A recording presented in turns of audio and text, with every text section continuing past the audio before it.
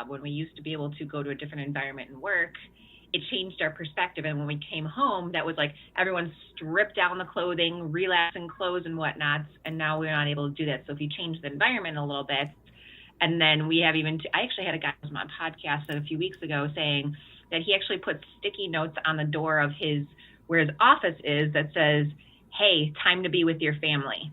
Mm-hmm. Hey, tell your family I love you. And on the other side, it's office time, where he has to get into office clothes and, be present for his clients. Right. So I thought that was really cool to do. That is very cool. And of course, as we were doing all this, we had a glitch. So I think we have fixed our glitch. That's why my VA had come on in for a second there. Oh, okay. Because everything stopped. We got some questions. Okay.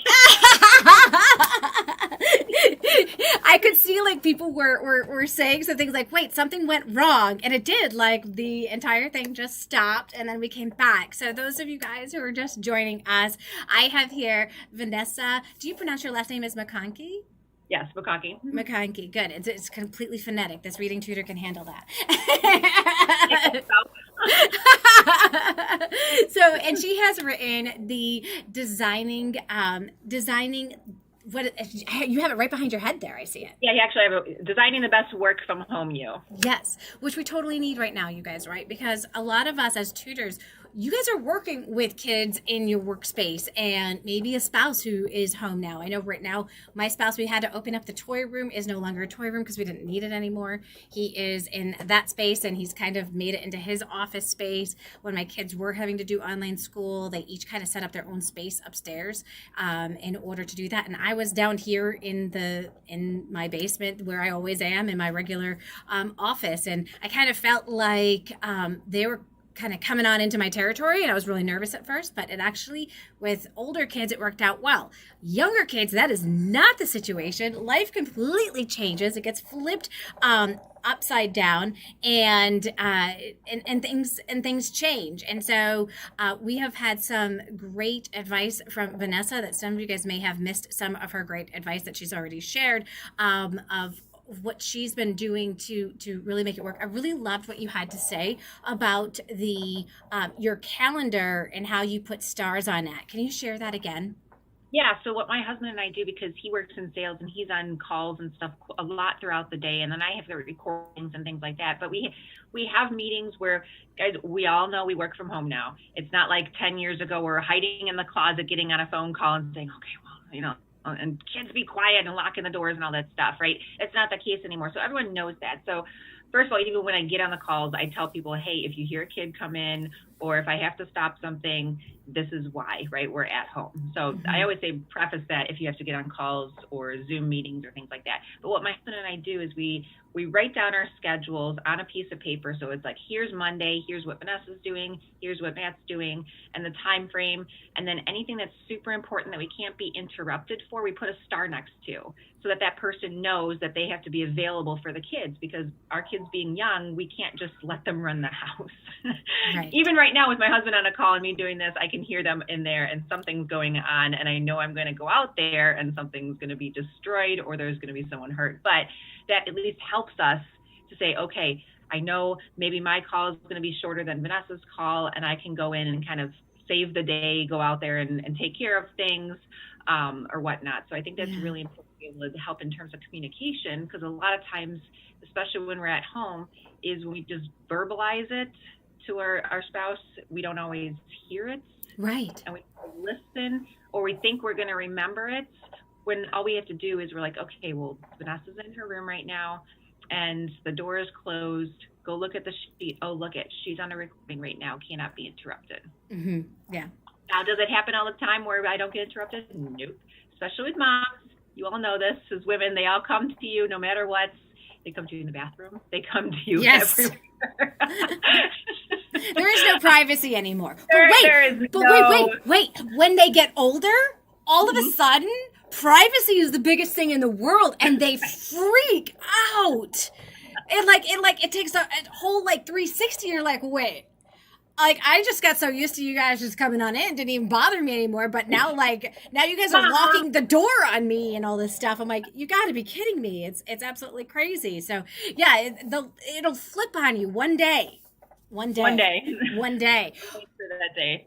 I always had, so I have had one of these little boogie boards. Mm-hmm.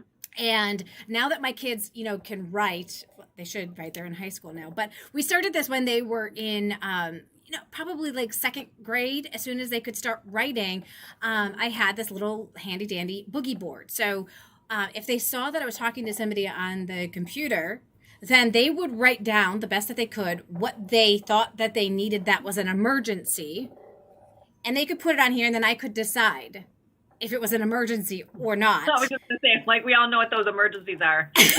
Right. And so sometimes I would be able to look at it and be like, 10 minutes. And then I would be able to go back and do whatever it was that I was doing. If, so that it really helped the communication.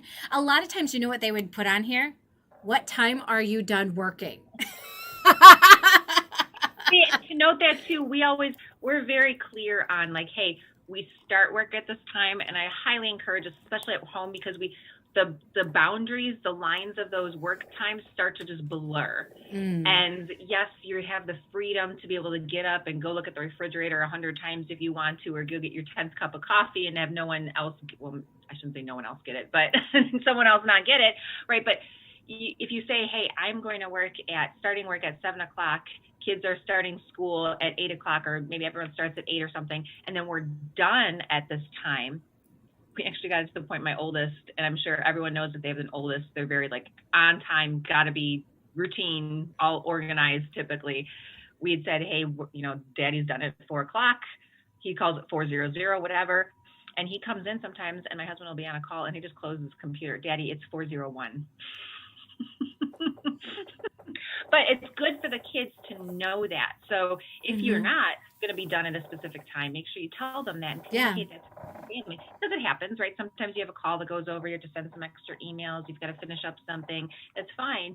The biggest thing, and it's a challenge, and I'm a very organized person, and I still have challenges with this, me and my household too, of just tell people what's going on. I'd rather have you over communicate to me 1,000 times, yes, I'm going to be done at this time, yes, I'm going to be done, or no, I'm not going to be done at this time, or whatever it is, than us all guessing and waiting around. Right. Yeah. Because then it causes, as you all know, it causes a lot of chaos and stress, and especially towards the end of the day, kids are restless. We're all restless, tired, exhausted, hungry, wanting to be done. But if we don't set those boundaries, if we're like, oh yeah, wait just a little bit longer, oh wait just a little bit longer, and then it rolls into dinner time gets pushed back, bedtime get pushed back, then we're not getting sleep, and then we're waking up crabby, and we start all over again. I know, and that is a nightmare, especially with children. Like they need the consistency for sure. And so I've heard of some people being able to hire somebody to help with watching the kids while they're working as well, to bring that extra person on in. And I know that's been a really tough thing with a lot of people because of the pandemic, and who do you bring in? And nobody obviously wants their kids to get coronavirus or any of that kind of stuff, but that can be one of the tricky things as well. Were you able to bring another person into the mix? No, we were not. We had babysitters and things like that, and because things were up and down, school was in and out, we just said, hey, we're just not going to do it. So we don't even have family around. We live in Phoenix, Arizona, and our family's in Chicago, both sides. So what has helped us too, again, more of the routine thing, is we have our oldest son, we write out his schedule for school and his breaks on the refrigerator. All the kids can read. That's actually the best thing about having school at home, to be honest with you, because the youngest two are not old enough to be in school, and yet they know like how to count to 100. They can start reading sentences. They know how to do all those things now. So it's great. But us setting that up there and saying, hey, we have another big calendar, wall calendar, those like $5 ones from Walmart type thing, that we say, okay, they got little video games for Christmas, which I hate my sister for, but okay, I love her too. But it's like, they're too young for those. But she got them for them, and they said, of course, they want to play them all the time. We write on there, hey, on this day, Tuesday, you get 10 minutes of video game. So then at this time, and they know that at that time, they can go grab their video games. They know where it's at. It's fully accessible any time of the day, but we've disciplined them enough to say, hey, look at the calendar. This is what you can do at this time. Whether mommy or daddy are on a call or not, or working or not, you can go and grab that. So having some kind of routine whether it's every day you're doing the same thing, or we kind of like to shake things up of here, this day you do this day you do that type of thing. And then I always say the biggest thing is have at least one day of rest. Some of our jobs don't allow weekend rest, so pick a day during the week, but have one day where you're not doing any work whatsoever, no school, nothing, and you guys are spending time together as a family. That's so incredible. I don't even care what, don't have it organized, like, because the rest of your week is organized. Don't have it structured and organized, so that they have that freedom to be able to have fun, and you guys do too. Yeah, absolutely. And, that was definitely something as a tutor that I didn't do right out of the gate. It was like I wanted to take clients whenever I could get them. And a lot of parents did want their tutoring on the weekend. And so I worked weekends. And then I got to the point where I was like, okay, I have students every single day of the week. Like, this can't work very well. And so, definitely heed Vanessa's warning on this one. Like, choose a day you absolutely are not going to work, because... And the key thing too is, like, because you guys are tutors and you have the ability to set your own schedule for the most part too, is setting those boundaries for yourself actually shows that you are more valuable as a tutor, because it's like, hey, I don't work on, Saturdays, and I only have these time slots available. It forces those clients into those, they'll figure out a way to work around their own schedule to get into yours. Yes. And that's really important for you guys as tutors, and any business owner too, as clients. Yeah. That's really incredibly important. Yeah. Because if you're always available, that's kind of like the dating scene. Like, if you're always available, right? I don't want that person if they're always available. Right. Well, and I had a client who they were already work with me 2 hours a day. So I work with the son an hour in the morning, and then an hour right after I'm done with this call, I'll be working with him again. And they said, we also want you to work with him on the weekend. And I'm like, I don't do weekends. Now he has asked me this year after year after year. And I keep telling him, I don't work weekends. Nope. I'm working from 7 in the morning until like 8:30 at night half the time. I do not work weekends. And he's like, okay. And here's the thing, like, if you don't respect your own boundaries, they won't either. They will. And sometimes it's hard to say no to the money, isn't it? That's the hard part. But you know what? It comes because they'll start referring you to people, and then you can start upping your rates. And it's huge to be able to do that. I had to learn that the hard way too, because I ended up getting burnt out early in my coaching career of, I'm just going to take it all in. Oh yeah, all these people want to, be coached by, this is awesome, right?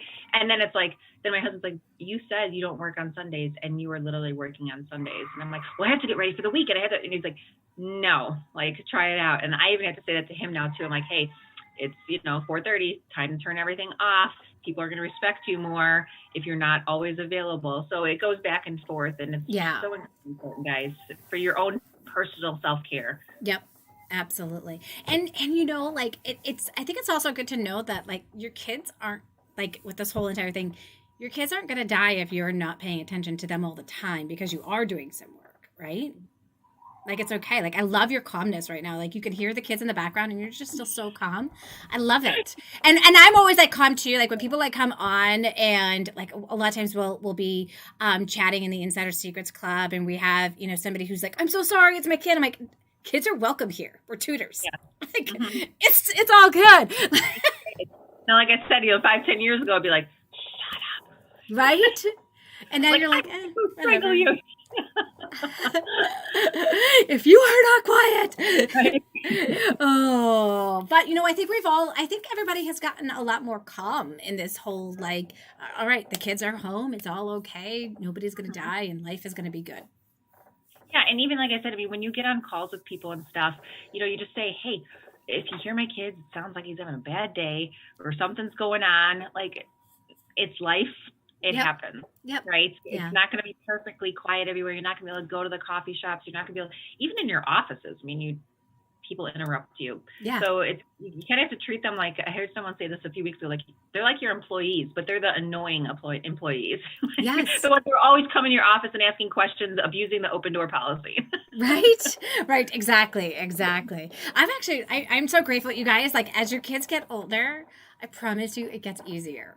And setting boundaries sometimes will actually get harder because they don't need you as much.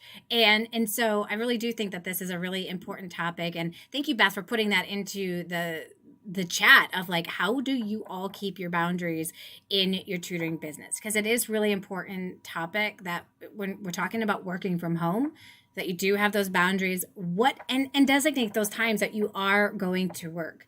Now, when it came to setting up your office, what are some things that you took into consideration when you were setting up your office for your work? Yeah, so that's a great question. So this is actually a corner in my bedroom right now. And I made sure that we already had some decently white walls, which was great because for the background, I made sure it was all about what I am about. Yeah. And I always like to, we live in sunny Arizona, so it's very rarely cloudy. So I have a door that's right here that gets the natural lights. If at all possible, get by something in natural lights. Try not to use the kitchen table if at all possible, because that's where you eat, or sit on the couch because those are places of rest. I actually, in my book, there's a funny story about what I used for my table here. And if I could turn my computer around, I'd show you. But we found an old wooden spool in the garbage. We grew up in a family of like garbage picking and refurbished things. It was like I can't remember what day of the week it was, but I was like, we're going on our walk. And I'm like, where are we going? She's like, come on, you know what day it is? It's garbage day. We're going to go garbage picking, And I'm like, okay. We didn't grow up on a lot of money, so that's kind of what was exciting. And so we had found this, and I saw it, and I'm like, someone's got it. It was in decent condition. I'm like, oh, it's got to be just sanded down. I don't know what I would use it for. Maybe we throw it in the yard or something like that. People, you see them with spools and flowers. I'm like, okay, maybe, whatever. So it sat there for a while. Then as this pandemic came out, I'm like, you know what? What else can a spool be used for? Now, I'm not a super big Pinterest person. I have boys. They don't sit down and do crafts or anything like that. And so I just try to stay away from it as much as possible because nothing gets done through Pinterest that ever turns out. But I saw in there people took wooden spools and they turned them into tables. And I'm like, okay, I could probably do that. So I spent some time, because right during the pandemic, we all had no idea what was going to happen, what was going on with work. And me being a career coach, people are freaking out about their jobs. So business went down a little bit. For that time, I'm like, okay, I'm going to stand on this table. I'm going to paint it. I'm going to, seal it and everything like that, put some legs on it. And that's what I have as my table. Nice. And so it's sturdy and everything. I've got plants there. And then I've got a ring light too. So if you don't have natural lights, when you're on these video calls, you're going to want to make sure you've got some kind of lights. They're like $10, $15 for the decent, cheap ones on Amazon. You can spend the $80 and get fancy stands and phone holders in there if you want. There's even ones I saw, that small ones that clip to your computer so you can put it right above the camera, just to have something that makes you look natural. So you're not in this dark light. Right. You don't want to look like you're in a cave hibernating, even though that's what we all feel like. That's not what you want. I have a salt lamp. I've got pictures that my kids have drawn when I fell down here. So I'm looking at things that excite me. I have the natural light coming in because we can't be outside all the time.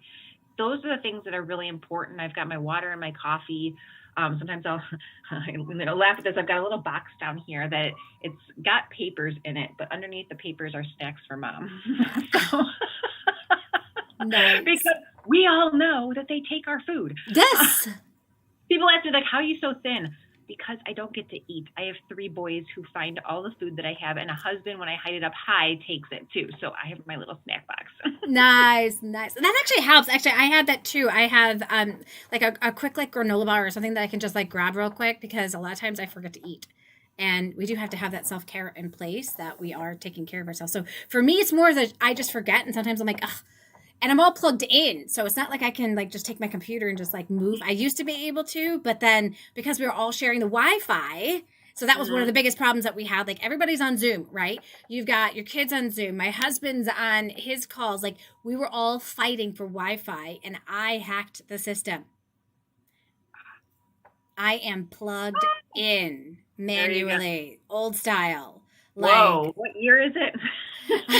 Right? So that actually gives me a better connection at all times. I don't have to fight over the Wi-Fi, and I am set to go at any point in time. Nobody can, I don't have to fight over the Wi-Fi space and having glitchy calls or anything like that, because I am just hardwired into our system. So, but that also means I'm a little bit more now stuck. I can't just get up and go, especially if I'm in a tutoring session. So I do have my stash of a quick bar that I can grab, because I do forget to eat. So that's awesome. I also recommend too, I've got like a diffuser. So in the morning I'll put in essential oils and stuff. And sometimes I sit here and I just sniff them because it's amazing. I mean, I study a lot of health and wellness too, but like how much breathing in. There you go. Look at you, fancy pants. I got it for Christmas this year. I wanted that. I wanted it so bad. I was like, I really want to have a diffuser so that I can, because like, yeah, you can play with the essential oils. If you want to focus more, you can put them together for focus. I want to focus over here, or motivate. That's what it's called. It's like, I just sit there and I just sit here and I'm like, and you just kind of go to a different place for a moment as well. And then you get ready to go and you're rock and roll. I even do it with the kids at night to help them calm down. We've got one for calming. I'm like, okay, time to put your oils on. Let's go. I love it. And it does really help. It does. Helps. So having that space is really incredibly important. I mean, if I actually turned my computer on and showed you everything that's on, I still have my breakfast smoothie sitting there, things like that. So I'm not perfect, but I always say, like, by the end of the day, I try to clean it up. If I miss that day, give yourself grace. This is the biggest thing too, is just give yourself grace. If you have a rough day with the kids, if meetings are constantly interrupted, you have food and wrappers all over the place. Heck, maybe you couldn't get up and go to the bathroom all the time, so maybe you peed your pants a little bit, whatever. It happens. But give yourself grace. Hey, we women, as we had kids, we know that happens. Right. But you give yourself grace for a lot of that stuff. Maybe you just were aggressive or, cried a lot for the day as a woman or something. Like, things happen. You just have to know how to have the tools to get back on track. Okay, I know I need to my workplace set up. Okay, let me get my day set up for the next day. Hey, maybe, you know what? It was a rough day for me and the kids. Maybe I should schedule in some extra time with them away from work. Yes. So that they know that they're loved and they're cared for. And same thing with your spouse too. Like, maybe I should does that meeting really need to be there tomorrow? Maybe I should just cancel it or reschedule it. Yep. Because guys, the people, your work, yes, it's a part of life, but the people that matter the most are your spouses and your kids, your family. Yeah. Those for sure. Are the people the best. And that's why we're doing this. Like, a lot of us as tutors who are now online tutors, we're doing it because a lot of times we do have family and we want to be able to be home with our kids. And so we can't ever forget that. And I was having a really rough time after I came back from Florida. I went to Florida for a month and my kids came with me the first week. I was gone for the next 3. And when I came back, it was a rough transition back for mom. And the kids, it was just this weird anxiety going on, just weird things happening. And all of a sudden, I looked at my bestie here, Beth, my VA, and I said, I need to cancel our meeting today. I need to go to lunch with my kids. They're home for the day, and we just need to get back on track. And she was like, oh, okay, no problem.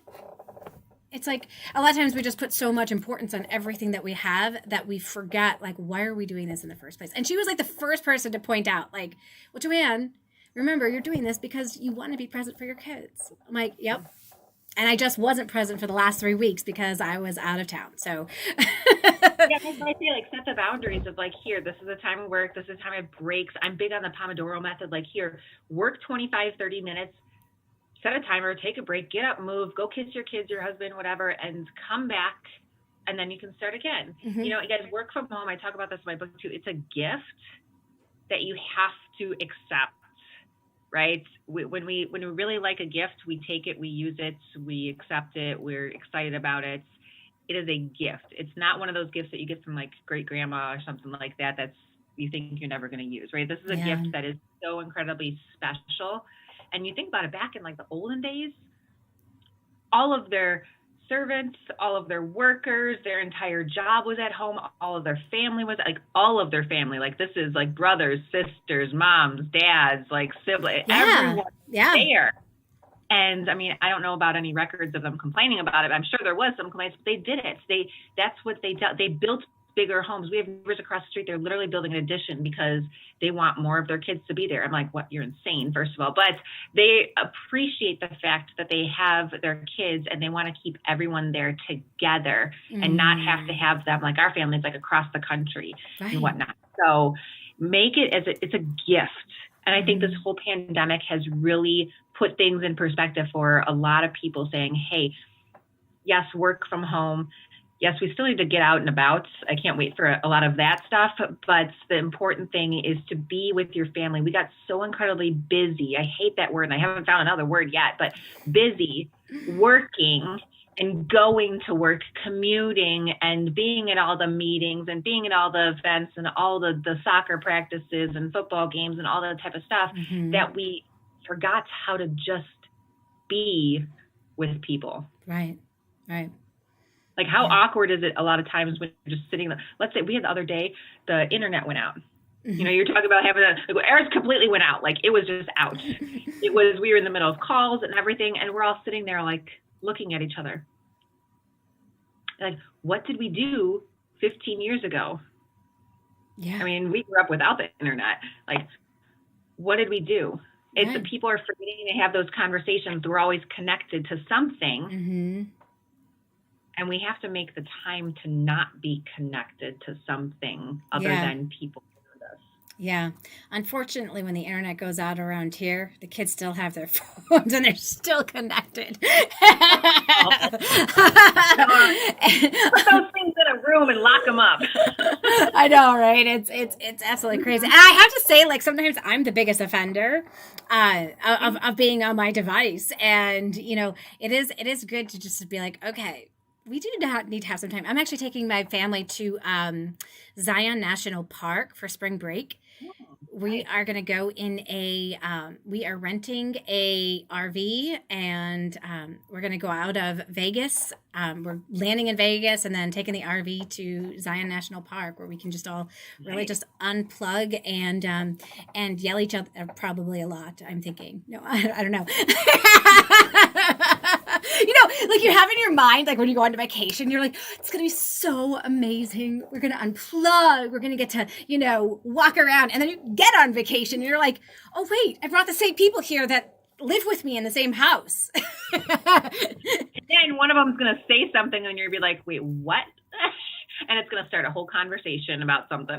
And then it's going to spiral into something else. And yeah, it's pretty hilarious. But we have some people that are just kind of transitioning right now from being a teacher in the classroom to tutoring, and they're in the middle of that. Like, do I want to, not want to? And I know as a career coach, you are constantly working with people that are in that space of, they don't really know what they want the next stage of their life to be. What are some things that you do to kind of guide them through that process? Yeah, that's a great set of questions, because a lot of people literally have been calling me this past year and like, I don't know what I want to be like when I grow up anymore. And I'm like 50 years old. I have no idea. Like, I thought I was going on this path and I don't know. Right. And that's why I say, like, I think this whole pandemic like really helped us to slow down and evaluate, like, what am I supposed to be doing? So the first thing I have people do is like, understand like what your personality is. If you are in, you know, I know we're dealing with tutors here, but I'm just going to give you an example. Like, if you got a degree in sales and marketing, and you just got it because you thought it was going to be fun and exciting and whatnot, but you have like a really introverted personality, and now you're like, what do I do? I have all this experience in this realm, and I have a degree in this realm. What do I do? Like, it's okay. It's perfectly okay. So give yourself grace and saying, hey, what I was doing was okay, but understand what your personality is, and then make sure that you find something that's in alignment with that personality. That's like taking someone who has an introverted person or an extroverted in personality and saying, well, you're going to be a bookkeeper now for the rest of your life. Oh no, they're going to be like, get me away from this desk and get me in front of people. Spreadsheets, no thank you. Right. If I see more spreadsheets, I'm going to kill the computer, right? So you have to be in alignment with that. And I always say, like, make sure that you are journaling. That's a big thing about things that you enjoy doing, your passions, because you want to make sure that not only your personality is in alignment, but the passions that you have are in alignment. What do you want to make a difference about in this world? Mm-hmm. Right? And if it's solving world hunger, okay, maybe you don't have a job around that, but maybe you could also work in an organization that could support some of those causes, and you could still be involved in it. So if you're going from being, a teacher to a tutor or vice versa and trying to figure out what that transition looks like, ask yourself, okay, if I was in a classroom with kids all the time, okay, is it something I really liked? What did I like about it? What did I not like about it? Did it match my personality or not? For example, I have a friend, she works in the Chicago Public School District, and she has a very extroverted personality. You cannot contain her. It is very hard for her. And she's like, I have to follow these rules. I don't like the rules. I don't like the rules. The kids are fun to, deal with and whatnot. I'm thinking of things like teaching teachers. What do you think, Vanessa? And I say, I think that's great for your personality, because so she realized that, hey, I cannot be chained into this environment. It's something I've done for a long time. But now I'm looking at doing things like the tutoring, like the coaching, other teachers, things like that. So you have to take that time, this is schedule it in your day of, okay, what should I be doing? What have I been gifted to do?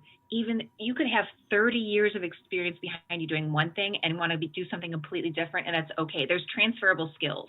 That's what a lot of people are like, I don't know. Well, fine. If you were a teacher, you, just like a parent, right? Negotiation skills. You had to get kids to do some stuff, right? You had to get other teachers to do things. You had to convince people of doing things. I say convince, but you know what I mean? Yeah. You have to do those things so you can take that and put it into a different environment. You had to sell people on stuff. You had to sell a kid on an idea of doing their homework, of solving a problem. You had to do those things. So you have sales skills, right? You had marketing skills, right? You had all these different skills that you just learn to transfer over if that is in alignment with your personality and your passions too. Right. Yeah. So I think a lot of the people who are teachers, they do have a passion for teaching. They have lost their passion because of the politics. And they're like, I just want to teach. I know that's exactly where I was at, and I hear so many people say the same thing. Like, I just want to be able to teach. I feel like for the very first time, you guys, ever since I've been doing it for 10 years, 11 years now, and I feel like I really do get to teach more so than I ever did in the classroom, because it was so much classroom management based. We were not prepared to step into the classrooms of today. We were not prepared for the classroom management, all of that stuff. It was more on like actually how to teach when we went to college. And it wasn't what the reality was going to be faced with, because schools give you curriculum. They say, this is what you will teach. So everything that we needed to learn in college was like, well, forget that, because you're just going to tell me what I have to teach them anyway. So anything that I learned, I don't really have to apply. And then now here are all these kids with all these issues and IEPs and behavior, modifications and all this kind of stuff. And by the way, 50% of them don't actually even want to learn. You're like, that's not right. My oldest has told me that. I don't want to learn. I'm like, no, that's not an option. Like, can you imagine? Yeah. Can you imagine being in an environment where like nobody wants to actually do any of the stuff that you're doing? It's a nightmare. I have an engineering background, and I stood in the back classrooms and challenged my teachers all the time, saying, do I really have to learn differential equations? What is the point of calculus? What is I still haven't used it to this day. Outside of those classes, I haven't used them. Right. So like, I would recommend, like, let's say you don't like the teaching environment and you still like teaching kids and, maybe even adults too, that you say, okay, what aspects did I like teaching? When I saw the light in the kids' eyes, what area, what subject was that in? What do people come to me for on a regular basis to learn from? I always joke about, like, if someone came to you and said, you're going to write a book on the thing that people come to the most for, and I'm going to pay for it all and do all that stuff, what would it be? Right? And take that, let's say it's a specific demographic of kids. Like my friend in Chicago, she works with a lot of the lower income kids and loves doing that aspect of it because she has a heart for it and has enjoyed it because she's able to go out and actually go to their homes and go to parks and things like that prior to COVID and whatnot. But take that aspect and then say, okay, I didn't like the control part of being in the learning environment of a physical building or all of their curriculum that they just gave me and I had to teach. I didn't like that. I want to now be a tutor in this specific area, in this demographic. Get very specific too, because you think about this as well. Because when, for example, we had a washer issue this past weekend, it was, it gets unbalanced and whatever. And we're like, okay, do we call a general handyman who has some experience in appliances, or do we call someone who has Maytag specific experience? I'm going to call someone, because my washer and dryer are Maytag, someone with specific Maytag experience first. Right. And if they can't help me, then there's probably a problem, right? Exactly. Then they're way down, right? Or am I going to call a general handyman for a plumbing issue or an electrical issue? Probably not. I'm going to call a plumber first. Right. So specific, because you want people, if you try to serve everyone for everything, you ain't going to make any money. You're not going to be happy. You're going to be stressed out. So get very specific. That's why I say take the time out of your day to get specific on who you want to serve and what you're good at and what you're passionate about, and utilize your personality in that format. So like, again, if you're introverted, you're probably going to not want to have you're not going to want to do like speech related stuff, because you're going to wear yourself out. You're going to want to do some of like behind the scenes, like writing things, because otherwise you're going to take days and days and days to recover from having all of those students and all the speech stuff. Yeah. So you have to really know who you are in order to serve people. Yeah, absolutely. Absolutely. And that's going to be critical too. And we talk about that all the time, is like, don't try to be the jack of all trades tutor. Like, that isn't what people want. People want to be able to choose a tutor based off of somebody who can get results, right? And you can't really get results if you're like, well, I tutor everything. You have the choice. I always tell people, you have a choice. You have a choice to be able to say yes to people if they ask you if you tutor blank. But at least if you say, I tutor kids in reading, well, now you can target a specific group of people that are struggling with learning to read. And now you can create all of your content to really gear them, get them excited about really wanting to be able to work with you. They want to know that you like working with children like theirs. And so if they can see their children in your content or in your advertisements, they're going to be more likely to want to work with you than they are somebody else. So like you said, you want somebody who knows what it is that they are doing. You don't want to waste your time.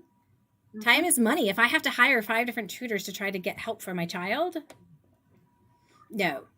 That's like, for example, our oldest had speech apraxia. So his brain and his mouth were not connecting. 3.5 years old, the kid couldn't talk.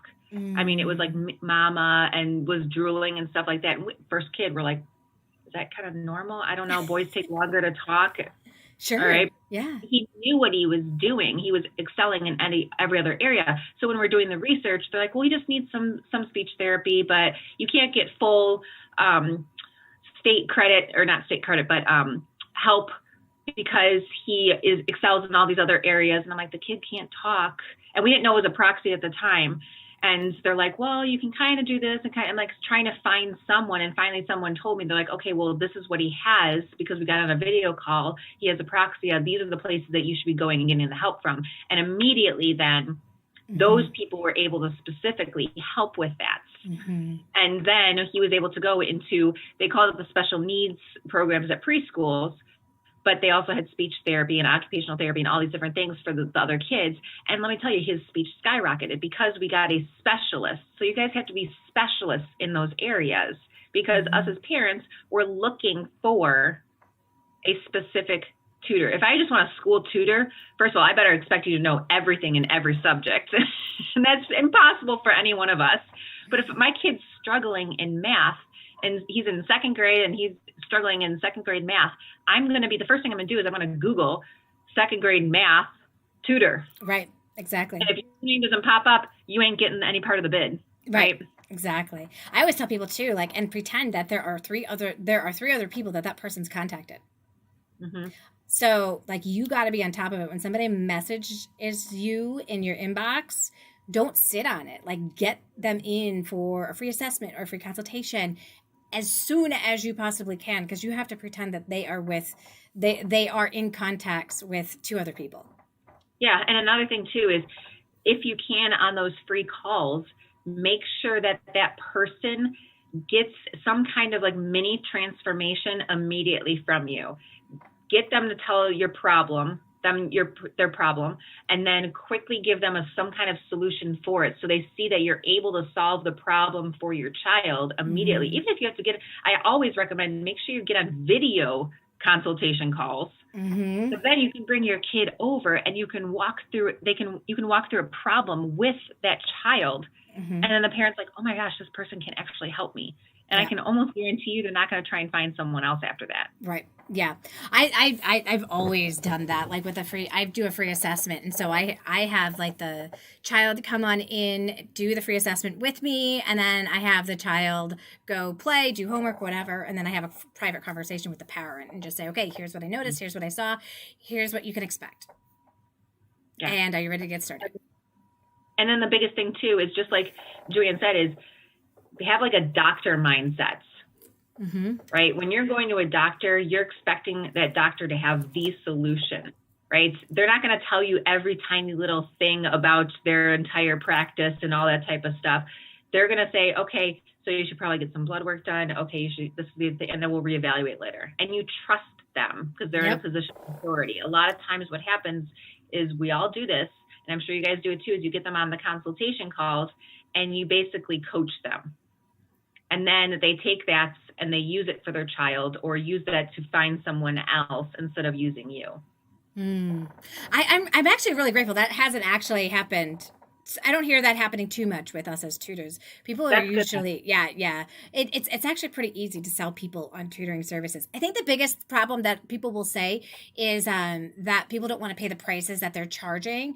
And I have people that are paying me $100 an hour to work with their child. And so I always tell people, if people are telling you that what you're charging, like sometimes it'll be like $25 an hour or $40 an hour, I'll say, it's not your price. They just don't have they just don't know what else to tell you is actually the reason why they don't move forward with you, because it's not price.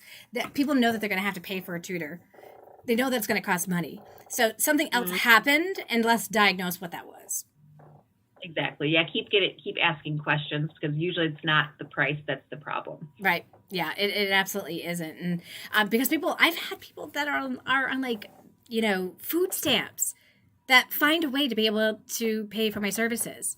There'll be, a grandparent that's willing to pay for the services instead, or, there's lots of different circumstances. Some people are able to find grants to be able to pay for the services, or there's lots of solutions to people being able to find, to be able to work with you. So it's definitely not going to be, price. I know that you guys are going to have some questions as well. So, any questions that you guys have about, being able to manage your household as you are running your business, or as you are transitioning between being a teacher to going into tutoring full time.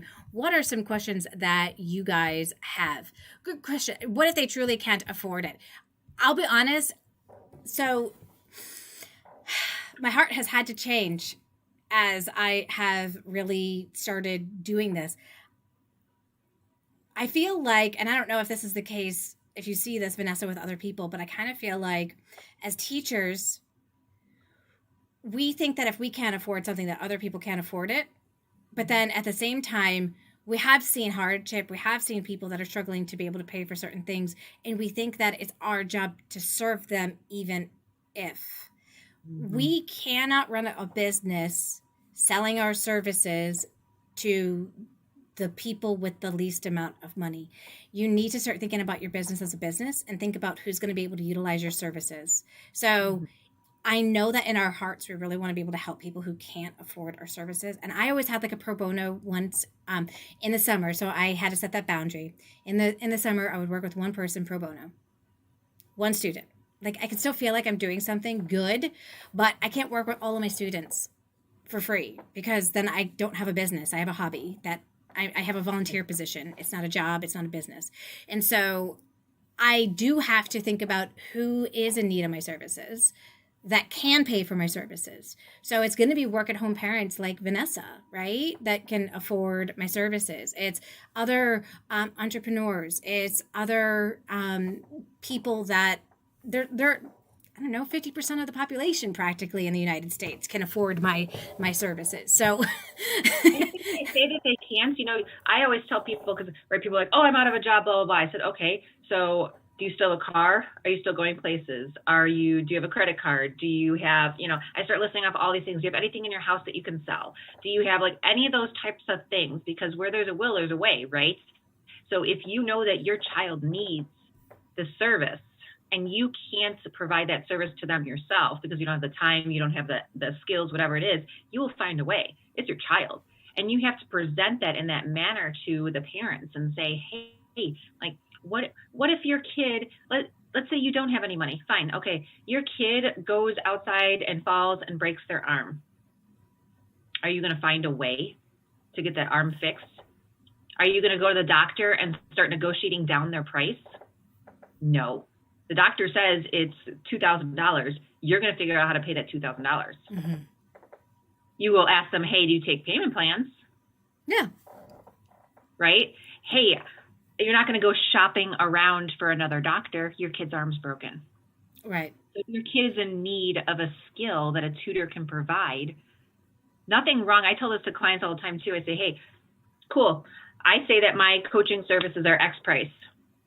Okay. Are you going to negotiate with me? I'm willing to negotiate a little bit, right? Or if you can't provide you can't pay for my services now, just like anything else that you want in life, you save up for it. Right. And let me know. I will be more than happy to keep the same price because my prices do go up over time, just like you guys should too. Yep. Is, hey, I'll be willing to hold this price for you. Or another thing too that I do is say, hey, you know what? I'll hold this price for you. I know you can't afford the full amount right now. Let's put a down payment down. So at least you're getting something. Let's put a down payment down. That'll get you one session. And then when you can afford the rest of it, we'll continue sessions. Mm-hmm. Let me tell you how fast people get their act together. Yeah. Yeah. Because typically after that one session, they're like, holy cow, I need more. Mm-hmm. And they'll find a way. Yeah. Yeah.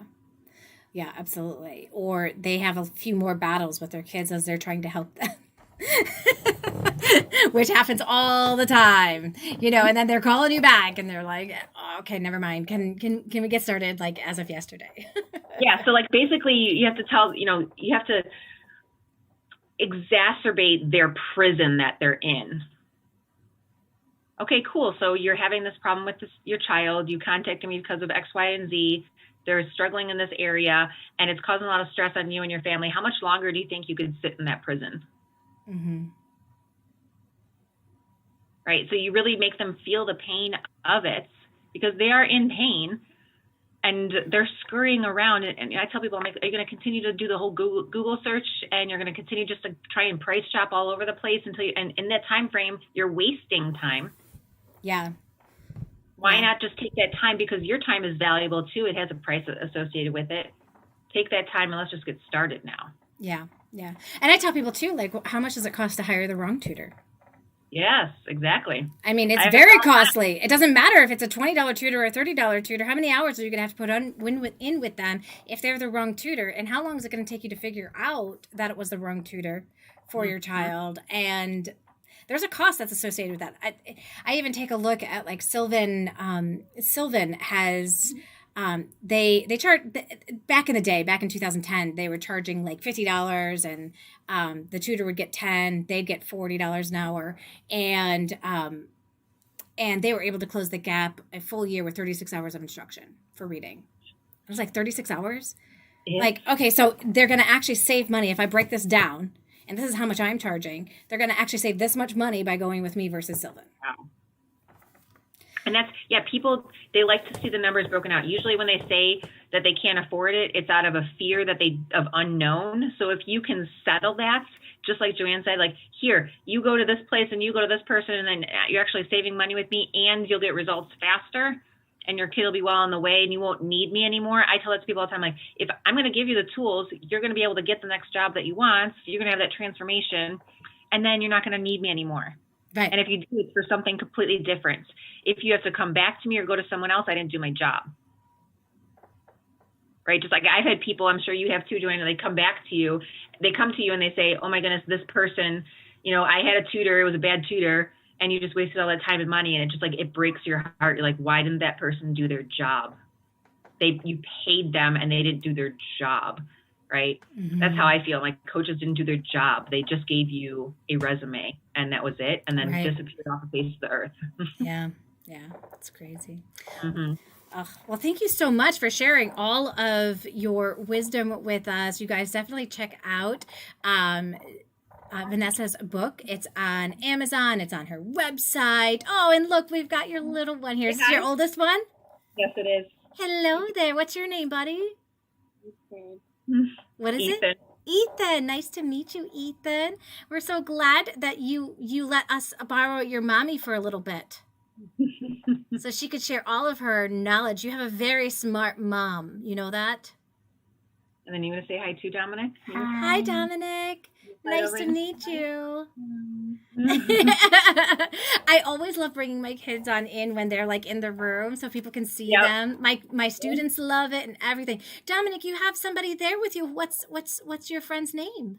Bunny. Bunny. That is the perfect name for Bunny. I love it. Well, thank you so much for joining us today, Vanessa. You guys check out Vanessa's book. And if you are stuck in a position where you're like, I don't know if I want to leave the classroom, she's going to help you be able to work that out. So definitely check out Vanessa. What is your website? It's VanessaMcConkey.com. And then my name is spelled differently. It's VENNESSA.